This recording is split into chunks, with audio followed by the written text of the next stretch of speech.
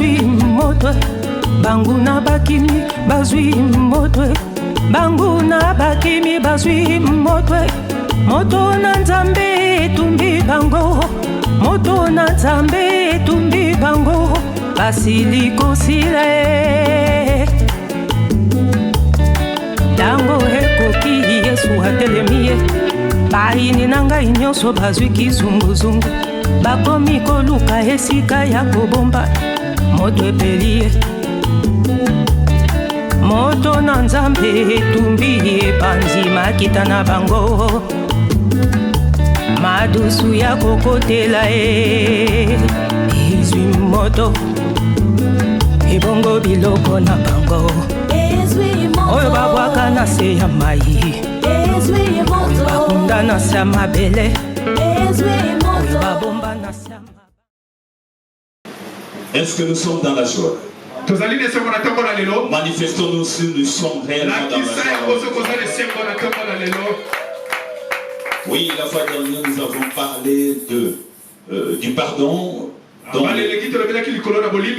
par l'intervention de Papa Marcel. Et l'autre fois, on avait parlé des fruits de l'esprit. Dis un peu à ton voisin, nous avançons. Si toi tu n'avances pas, nous n'allons plus revenir en arrière. La prédication sur le fruit de l'esprit, dont j'étais moi-même intervenant, où on parle profondément de l'amour. Nous ne reviendrons plus, sauf si Dieu nous donnera encore l'année prochaine, toujours vers le mois de septembre, qu'on va reprendre cette prédication. Amen. Amen. Quand on avance, toi aussi avance. On a dit pardonne. Pardonne aussi. Quand nous allons terminer l'étape du pardon,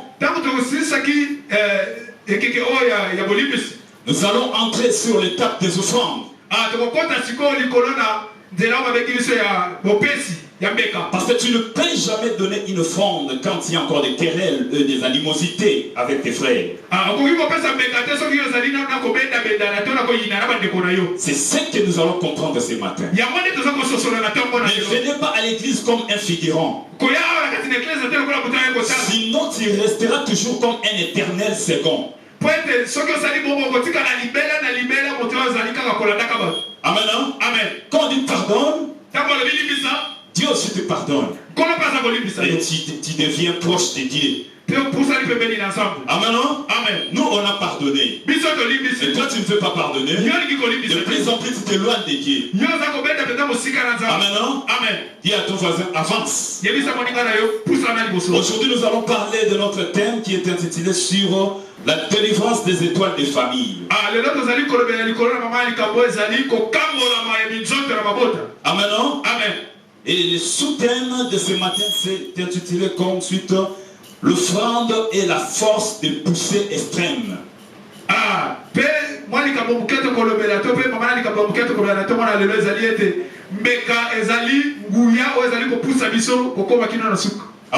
Amen. Il y a deux choses que nous devons retenir ici. Parce que dans la profondeur, je vais évoquer les deux patriarches, Adam et Abraham. Amen. Amen. Acclamons pour Jésus. Cette parole est venue pour vous. Sans plus tarder, nous lisons Osée 4:6. Mettons-nous debout. Nous lisons mon Seigneur. Mon peuple est détruit parce qu'il lui manque la connaissance. Puisque tu as rejeté la connaissance, je te rejetterai. Et tu seras dépouillé de mon sacerdoce. Puisque tu as oublié la loi de ton Dieu, j'oublierai aussi tes enfants. Amen. Mettons-nous.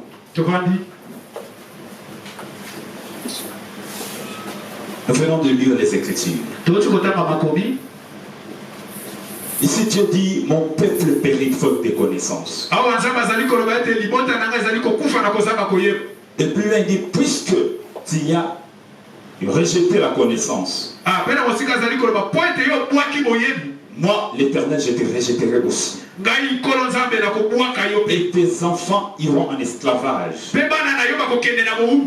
Dis à ton voisin, Dieu ne change pas. Il est le même hier, aujourd'hui et éternellement.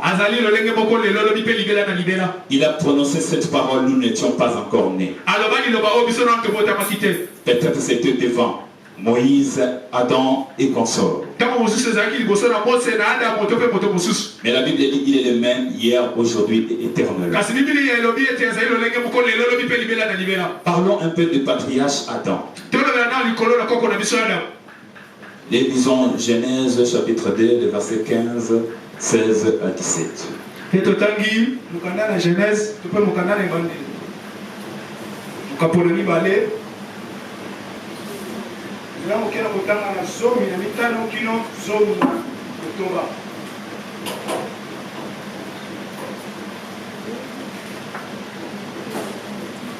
Je lis au nom du Seigneur. Amen. L'Éternel Dieu prit l'homme. Genèse des 15.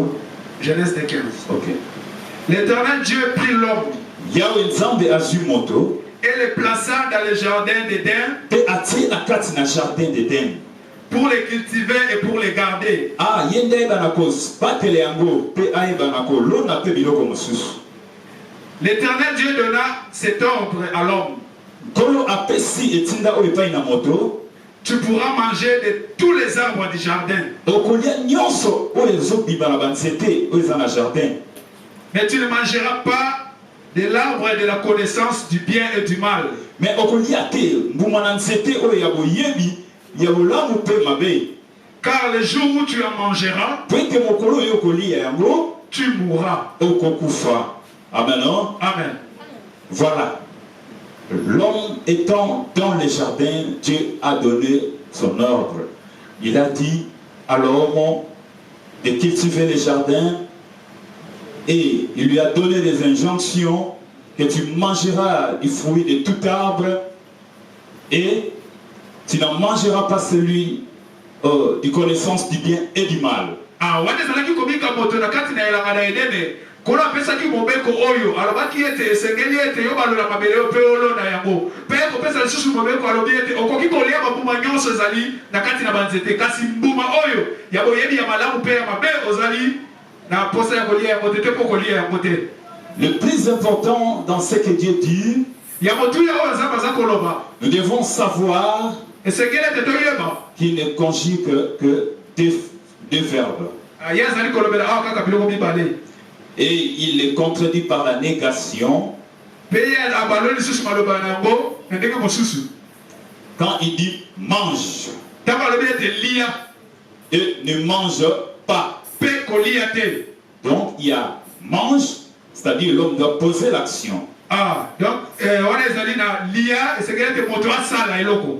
Amen, non? Amen. Quand il dit ne mange pas, c'est-à-dire il interdit l'action. C'est ça le tout premier commandement que Dieu a donné à l'homme. Tout comme il peut dire fais, ou encore ne fais pas. Amen, non? Amen. Est-ce que quand tu écoutes la parole de Dieu, s'il te dit de faire quelque chose, est-ce que tu le fais correctement? S'il te dit de ne pas le faire, est-ce que tu le fais? Tu agis selon sa volonté. Nous allons comprendre ceux qui n'ont pas agi selon la volonté de Dieu, ce qui leur est arrivé. Quand Dieu a parlé à Adam, Ève n'était pas encore là. Et dans Genèse 2, 18, 20 à 21,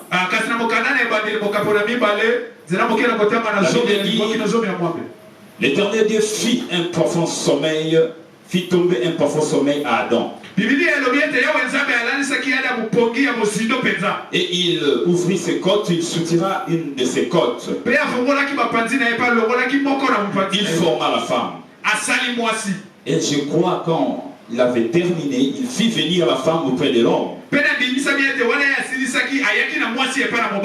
Amen. Amen. Et Adam était très content parce qu'il n'avait pas une aide semblable. Et plus loin dans Genèse 2, 18 à 24,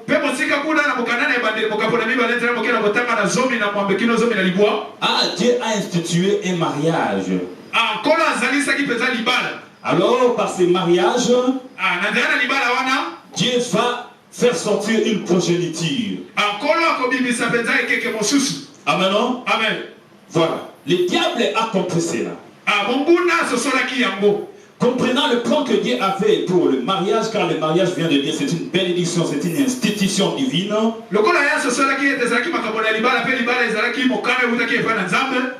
Et le diable s'approcha auprès de la femme. Genèse chapitre 3, verset 1 à 8. Genèse,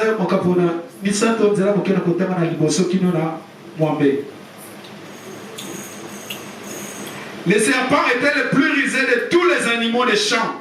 Nyokande azalaki na maele mapeko le kabibwele nyonso o bazalaki na kati na Eden. Que l'Éternel Dieu avait créé. Na bato na babibwele nyonso nzamba kelaki.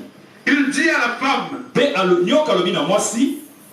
Dieu a-t-il dit réellement? Nzamba lobaki penza solo. Vous ne mangerez pas de tous les arbres du jardin. Bokoliate banzete nyonso o ezena kati na elanga. La femme répondit au serpent. Nous mangeons du fruit des arbres du jardin. Mais quant au fruit de l'arbre qui est au milieu du jardin,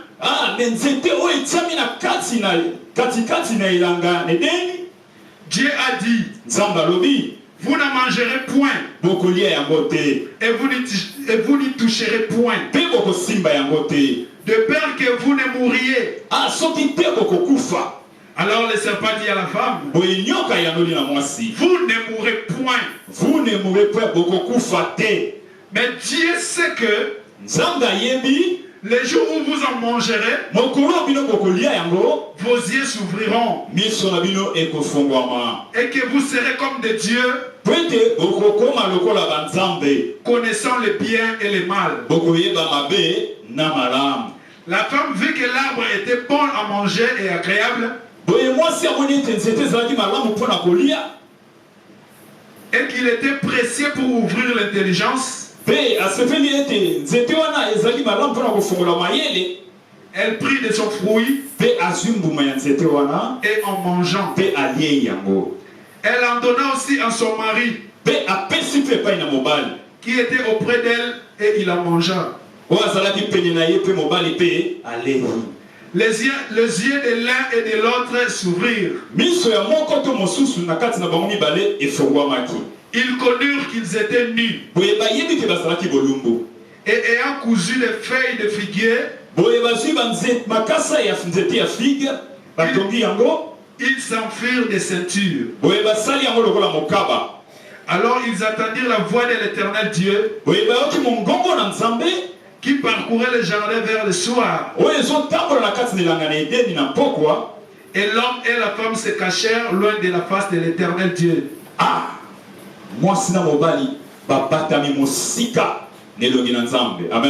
Amen. Au milieu des arbres du jardin. Parole du Seigneur.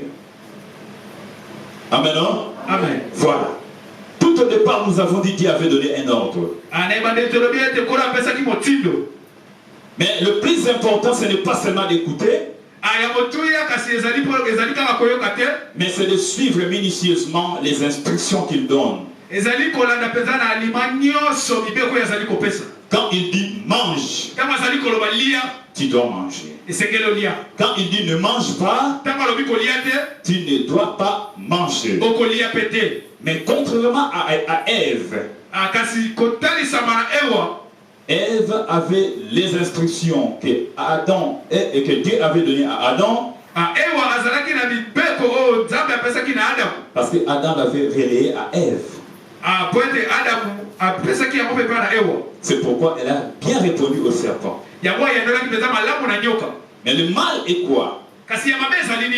La Bible déclare dans Romains chapitre 12 verset 1, si nous pouvons lire encore.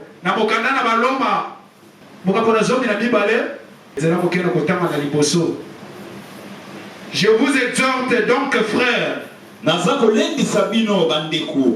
par les compassions de Dieu, à offrir vos corps comme un sacrifice vivant,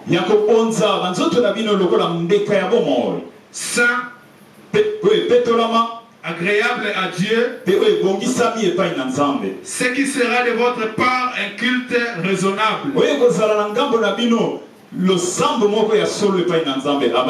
Amen. Voilà. En regardant ce que Romain dit, dans Romains 12, 1, nous voyons ici l'homme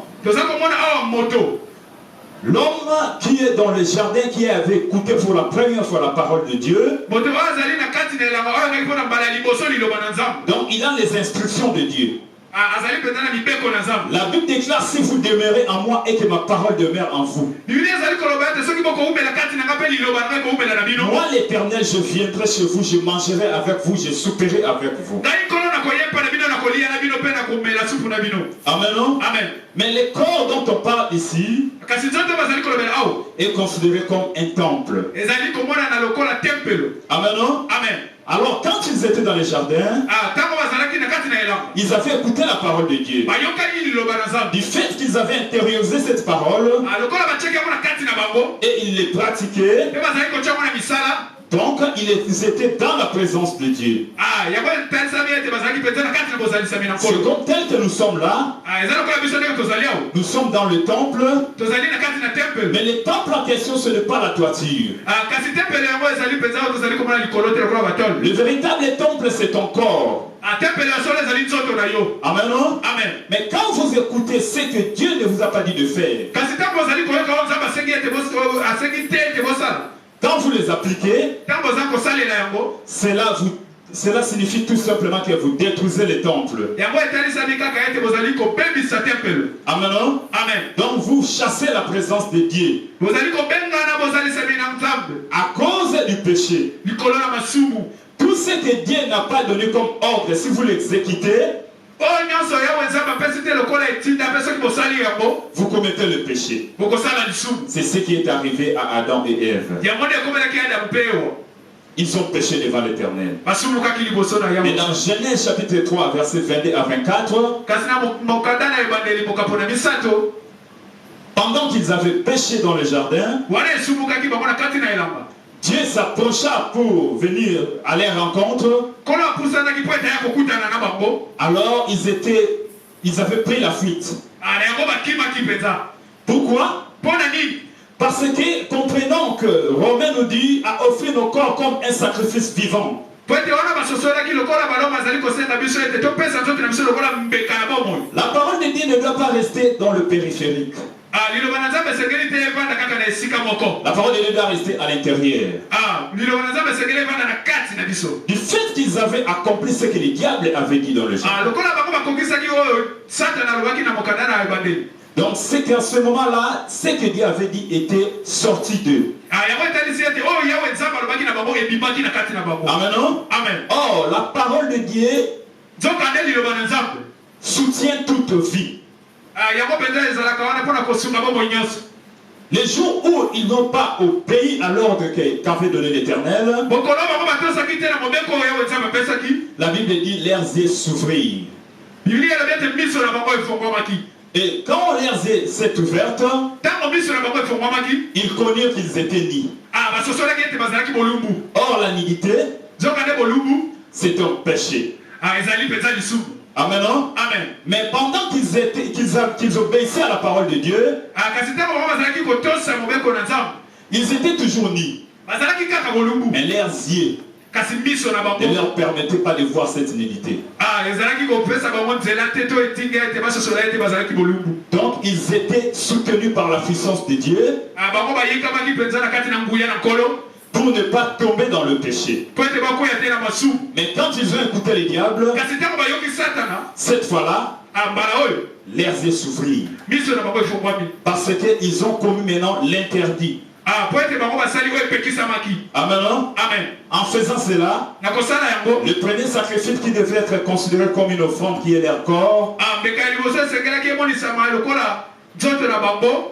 devant l'Éternel était tombé. Amen. Et voilà maintenant, Dieu les a chassés. Ce n'est pas dit qu'il ne faisait pas du bien dans le jardin. Il faisait du bien chaque jour. Mais un seul jour seulement, Dieu les a chassés à cause du péché d'un seul jour. Amen. Dieu a chassé les premiers parents, Adam et Ève, du jardin. Mais Dieu avait besoin de faire sortir une progéniture. La Bible dit plus loin, Adam connut sa femme. Et ils eurent le premier enfant. Et le second, c'était Caïn et Abel. Bon, en regardant cet aspect des choses, Dieu parlait avant avec Adam et Ève. Mais depuis qu'ils étaient chassés du jardin, Dieu ne leur parlait plus. Et en ce moment-là, il y avait leurs enfants Caïn et Abel qui faisaient le travail de champ. C'est-à-dire Caïn qui faisait le travail de champ et Abel élevait le mouton. Amen. Et ils eurent entre deux la révélation d'offrir à Dieu un sacrifice. Amen. Abel a pris une jeune mouton qui était très jeune, le tout premier-né, pour aller offrir sacrifice à Dieu. Et Caïn aussi de sa part qui faisait le travail des champs, il a pris aussi les légumes. On suppose qu'il a fait tous ces tas. Et après il dit non, ça c'est trop, il soutira une autre partie, donnant seulement une partie. Quand il le posa devant l'autel, l'Éternel Dieu n'a créé point le fond de Caïn, mais il a créé celui d'Abel. Amen. Alors Caïn était indigné d'Abel. Suite à cela, il tua son frère. Amen. Abel était mort. Et il criait devant Dieu. Et Dieu était descendu. Il appela Caïn pour lui dire: où est ton frère? Et Caïn répondit: suis-je le gardien de mon frère? Ah, il avait bien dit qu'il n'est pas le gardien, c'est Dieu qui gardait tout le monde. Mais cette réponse, ce n'est pas une réponse qu'un parent doit mériter. Amen. Voilà. Caïn et Abel. Les enfants d'Adam et Ève. Abel qui avait bien agi, il est mort, tué par Caïn. Mais Caïn qui était resté, l'Éternel Dieu l'a sanctionné. Il lui chassa aussi. À cette fois-ci, Dieu avait chassé pour la première fois Adam et Ève.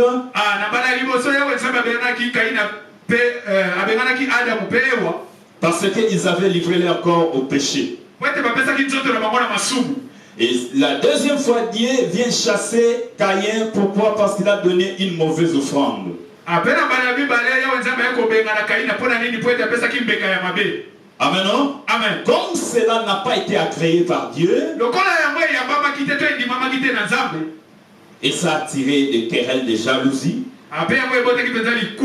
C'est comme aussi tel que nous venons à l'église. La Bible déclare: on ne vient jamais devant Dieu main vide.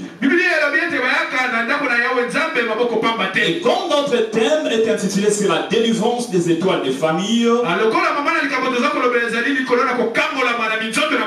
ici Dieu cherche à faire sortir une progéniture.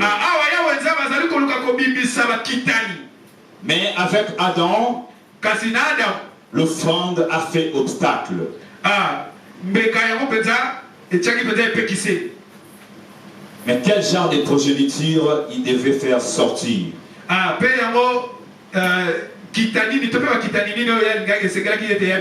Parce qu'ils sont en train de procréer, mais pas dans la présence de Dieu. Ils sont privés de la gloire de Dieu et de ses bénédictions. Mais Abel et Caïn, qui ont eu la révélation pour une seconde fois d'aller adorer Dieu par leurs offrandes,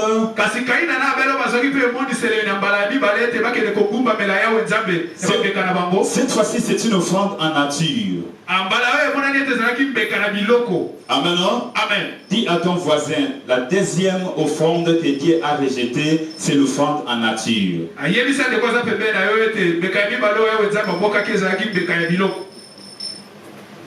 Amen. Amen. C'est tel que nous venons à l'église. Tu te dis: non, je m'apprête toute la semaine, j'ai mon argent, je pars devant l'Éternel, j'ai aussi mon offrande, je vais donner l'offrande.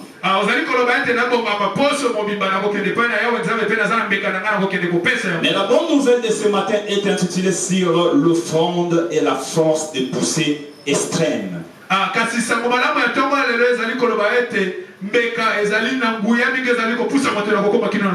En regardant seulement Caïn et Abel, Abel, bien qu'il est mort, mais son offrande l'a caché à Dieu.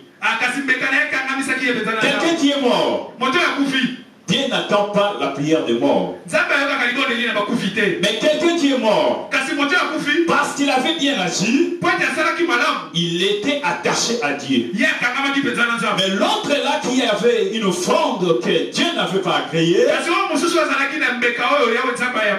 il a été chassé. Dis à ton frère qui est à côté: l'offrande et la force de poussée extrême.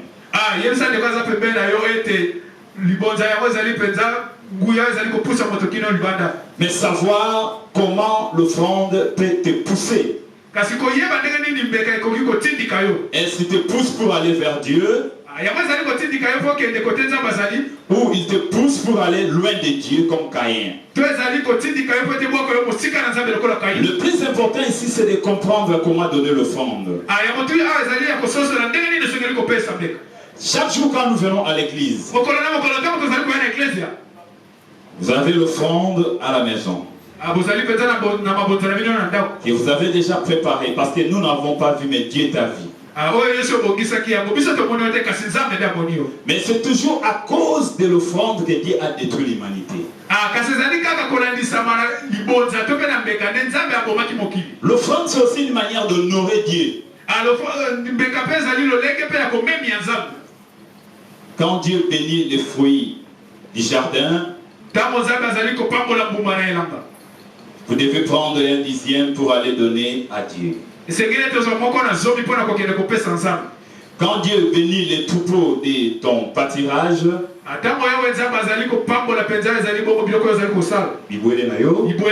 vous devez prendre un jeune parmi les troupeaux de ton pâturage.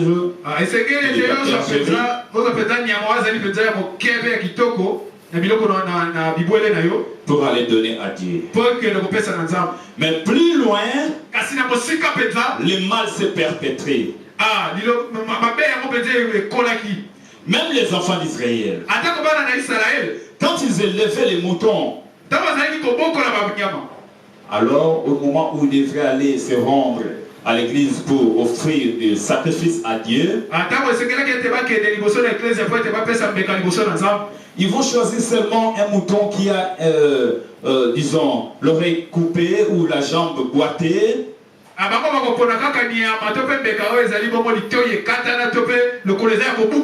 Ah, il dit, ah ça c'est ce que je vais donner comme offrande à Dieu. Ça s'est passé comme ça avec les enfants d'Israël. Et cela a suscité la colère de Dieu. Amen. Amen. Et c'est à cause de ça que Dieu a détruit le monde. Nous n'avons pas compris comment honorer Dieu. Est-ce que cela ne se passe-t-il pas dans ta vie? Bien que tu viens chaque jour à l'église, mais ta façon de donner à Dieu, aujourd'hui tu mènes un boité, demain tu amènes une coupure coupée, tu dis, ah, moi je suis un économiste quand même. L'économie dit la bonne gestion nécessite beaucoup d'entrées, peu de sorties, avec beaucoup de justifications.